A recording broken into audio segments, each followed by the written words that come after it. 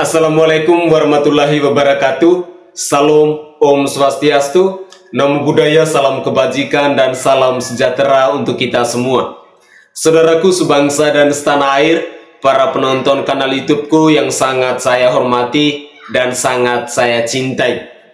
Dalam muatan video saya kali ini, saya ingin mengajak pemirsa sekalian, mari kita mengenal sosok calon presiden yang satu ini.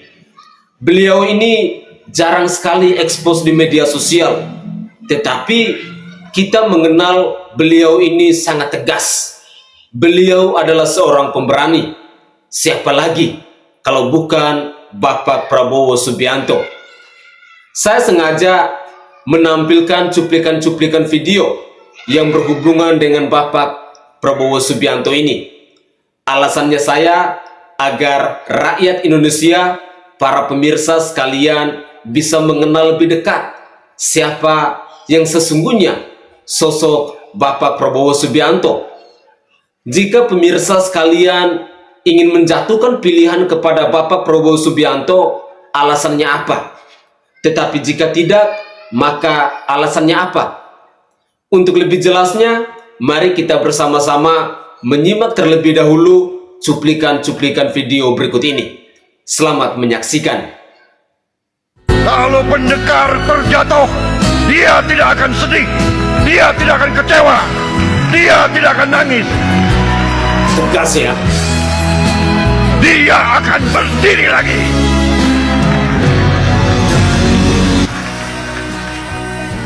Dijatuhkan lagi, berdiri lagi. Dijatuhkan lagi, berdiri lagi. Inilah Berdiri lagi. Prabowo Subianto, Kita tidak pernah calon akan menyerah. presiden yang sangat berani. Saya ini lebih dulu kenal Pak Prabowo daripada Pak Jokowi. Tahun berapa? Saya itu sebenarnya kenal Pak Prabowo pada saat dia pulang dari luar negeri. Dia tuh aktif dengan teman-teman. Masih mahasiswa? Sebagai mahasiswa. Oh, mahasiswa ya. Mahasiswa. Cuma kan apapun kita lihat ya pada saat reputasi Pak Prabowo, apa yang terjadi ya, selama beliau tiba-tiba masuk ABRI, kawin sama anaknya Soeharto dan lain-lain. Dan setelah itu saya merasa dimusuhi karena kebetulan ada persoalan mungkin persaingan ataupun masalah-masalah di dalam ABRI sendiri pada saat itu karena saya dekat sama Benny Murdani. Tapi memang pada saat-saat tertentu memang saya ada bergesekan dengan Pak Prabowo itu pada saat sebelum peristiwa Mei. Tapi ya sudahlah, saya jadi korban di sana. Secara overall, kalangan pengusaha terutama etnis Tionghoa memandang Pak Prabowo. Sebagian besar itu semua sama. Ada ketakutan, kekhawatiran. Kekhawatirannya besar sekali karena soal itu kan, karena sudah diteriakin bahwa yang begini-gini ini dalam kampanye juga oleh beberapa kelompok tertentu kan. Itu kita takut. Saya pikir Pancasila itu mesti harga mati buat kita semua untuk bangsa Indonesia yang sudah betul-betul bersatu karena itu. Jadi jangan kita pecah lagi karena ini yang masih dipersoalkan lagi oleh orang-orang baru. Prabowo di mata Danjen Kopassus Deddy Suryadi. Kebetulan saya masuk menjadi Letnan 2, latihan itu pas beliau Danjen. Jadi saya sangat merasakan, saya sampai merinding, saya merasakan bagaimana latihan dididik keras sama beliau secara keras dan terukur.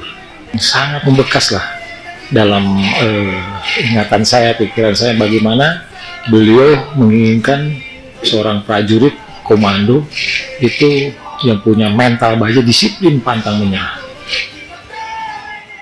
Makanya saya mengatakan dari semua calon yang lebih mantap Pak Prabowo. Kenapa? Dia ketua umum partai, dia calonnya. Pada pertemuan capres ada dia, pada pertemuan ketua partai ada dia. Dia lebih gampang, yang lain belum tentu. Karena hak dan palu tadi yang 4 itu nggak di tangan dia. Belum tentu palunya nggak di tangan Ganjar. Assalamualaikum warahmatullahi wabarakatuh, teman-teman dimanapun berada. Histori antara saya dan Pak Prabowo. Saya mulai mengagumi beliau, sosok beliau sejak tahun 2014, tahun 2019. 2019 saya betul-betul gaspol memberi dukungan kepada beliau. Teman-teman, kerabat, tetangga, keluarga yang jauh dan yang dekat semua saya telepon, yang bisa telepon saya telepon untuk memberi dukungan kepada Pak Prabowo Subianto. Berjalannya waktu, Pak Prabowo kalah di Pilpres tahun 2019. Dan mengadakan gugatan di Mahkamah Konstitusi. Waktu itu saya adalah orang yang ikut demo 2 hari 2 malam. Saya nginap di Jakarta, lalu kami aksi. Waktu itu gempur-gempuran, ya luar biasa lah pada waktu itu teman-teman. Ternyata Mahkamah Konstitusi memenangkan Pak Jokowi dan Pak Prabowo kembali kalah. Akhirnya Pak Jokowi ditetapkan sebagai Presiden Republik Indonesia tahun 2019 hingga tahun 2024. Berjalannya waktu, Pak Prabowo ternyata masuk di kabinet Pak Jokowi. Sedih nggak? Waktu itu saya sangat sedih, saya sangat kecewa. Harapan saya, kebanggaan saya, segampang itu menjatuhkan mental-mental kita ini, para pendukungnya. Karena saya mendukung beliau, karena saya yakin dan percaya bahwa beliau adalah sosok yang jujur, sosok yang jemawa, tegas, dan punya prinsip nasionalisme yang belum tentu dimiliki oleh petinggi-petinggi di Republik ini. Maka saya yakin jika beliau jadi presiden, beliau akan memperbaiki negara ini, dan insya Allah seluruh rakyat Indonesia akan jauh lebih baik daripada sebelumnya. Itu pandangan saya. Setelah beliau betul-betul masuk di kabinet Pak Jokowi, saya bertanya-tanya waktu itu, kok bisa ya? Tetapi berjalannya waktu, ternyata Pak Prabowo masuk di kabinet Pak Jokowi tidak memperlihatkan nilai-nilai negatif, tetapi beliau memperlihatkan hal-hal yang positif. Beliau begitu hormat terhadap Pak Jokowi, beliau sangat menghormati semua orang-orang yang selama ini menyudutkan beliau, dan ternyata Pak Prabowo mendapatkan predikat Menteri Terbaik. Disitulah saya kembali bahwa ternyata seikhlas begitu beliau, sebaik begitu beliau. Maka di tahun 2024 insya Allah Pak Prabowo tetap akan saya beri dukungan, karena bahasa Pak Gus Dur mengatakan orang yang paling ikhlas di Republik ini adalah Prabowo Subianto. Itu pendapat saya. Bagaimana pendapat teman-teman? Luar biasa ya. Prabowo Subianto mungkin saat ini sedang sumringah membaca survei Litbang Kompas yang menempatkannya di urutan kedua. Posisi elektabilitas Prabowo saat ini hanya bersifat sementara. Posisi saat ini bukan karena prestasi Prabowo. Prabowo licik. Memanipulasi pertemuannya dengan Gibran di Solo adalah bagian dari penjajakan menjadikan Gibran sebagai cawapresnya. Seolah-olah Gibran tertarik menjadi cawapres Prabowo. Prabowo sebenarnya hanya mau memecah suara Ganjar, memperalat Gibran untuk mendongkrak elektabilitasnya. Kamuflase ala Prabowo ini gampang ditebak sobat. Prabowo dan pelanggaran HAM. Dan kita ngomongin soal HAM, biasanya ada satu nama yang terbebankan. Artinya merasa isu ini tidak positif untuk mereka angkat, dan bahkan cenderung memberatkan dalam rangka kampanye nanti. Dan nama tersebut adalah Pak Prabowo Subianto.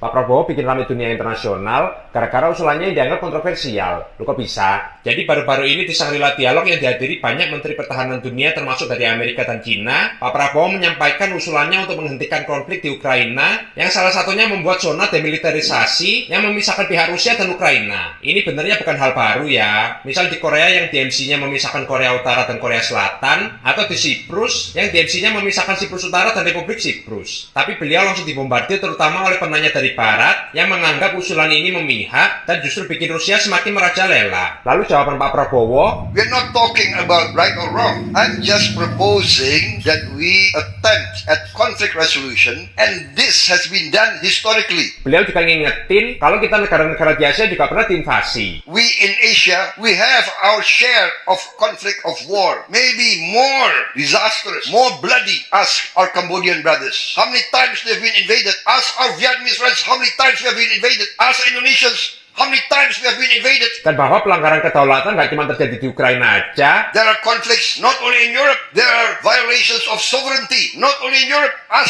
our brothers in the Middle East, as the Africans. Di sisi lain, menurutku beliau udah lulus tes lah, sebagai capres yang nggak gentar sama tekanan negara Barat. Sama kayak Pak Jokowi, yang juga nggak gentar digugat sama negara Barat. Ditakut-takuti terus, tak gugat di WTO, gugatlah. Oke guys, dalam muatan video tadi kita sudah menyimak bersama-sama. Kita sudah menyaksikan bersama-sama siapa itu Bapak Prabowo Subianto yang sebenarnya. Beliau adalah pribadi yang sangat tegas. Beliau adalah pribadi yang pemberani. Beliau adalah pribadi yang sangat ikhlas. Itulah keunikan dari seorang Prabowo. Berbicara soal rekam jejak, berbicara soal masa lalu, semua orang pasti punya keburukan. Tetapi yang saya mau katakan di sini bahwa di dalam diri seorang Prabowo Subianto punya jiwa nasionalis yang sangat tinggi. Itulah yang membuat saya respect terhadap Bapak Prabowo Subianto ini. Saudaraku sebangsa dan setanah air, pemilu 2024 sudah di depan mata. Tak bosan-bosan saya mengajak kepada para pemirsa sekalian, gunakanlah suara hati kita, gunakanlah akal sehat kita. Jangan mudah terprovokasi, jangan mudah termakan dengan janji manis.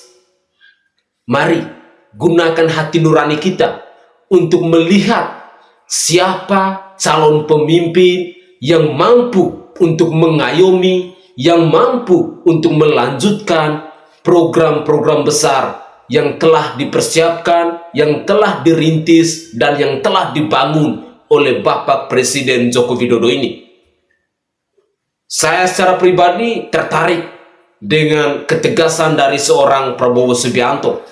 Beliau adalah calon pemimpin hebat.